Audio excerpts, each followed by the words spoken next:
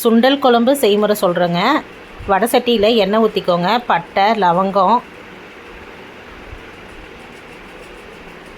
வர கொத்தமல்லி, கசகசா, வர கொத்தமல்லி போட்டு நல்லா வணக்கிக்கோங்க. அப்புறம் சின்ன வெங்காயம், பூண்டு போட்டு வணக்கிக்கோங்க. தக்காளி 2 தக்காளி போட்டுக்கோங்க. நல்லா கோல்டன் ப்ரௌன் ஆகிற முடியும் வணக்கிக்கிட்டு கருவேப்பிலை, கொத்தமல்லி தழை போட்டுக்கோங்க.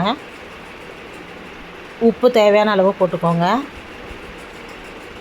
தேங்காய் துருவி வச்சுக்கோங்க. அது அரை மூடி போட்டுக்கோங்க.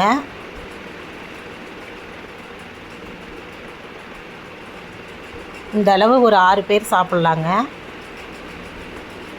மஞ்சத்தூள், மிளகாத்தூள் காரத்துக்கு ஏற்ப போட்டுக்கோங்க.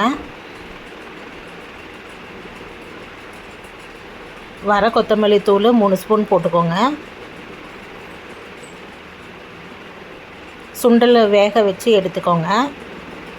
குக்கரில் எண்ணெய் ஊற்றிக்கோங்க. அது கடுகு, கடலப்பருப்பு, உளுத்தம்பருப்பு போட்டு ஆனியன் போட்டு நல்லா வணக்கிக்கோங்க. பூண்டு கொஞ்சம் போட்டுக்கோங்க. கொத்தமல்லி தழை போட்டுக்கோங்க. கருவேப்பிலை போட்டுக்கோங்க. நம்ம அரிஞ்சு வச்சுருக்கிற கத்திரிக்காயை போட்டுக்கோங்க.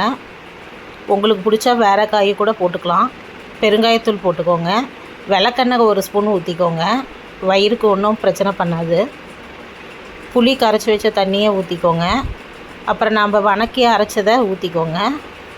சுண்டல் வேக வச்சதையும் போட்டுட்டு நல்லா கிளறி குக்கரில் ஒரு 2 சவுண்டு விட்டுருங்க.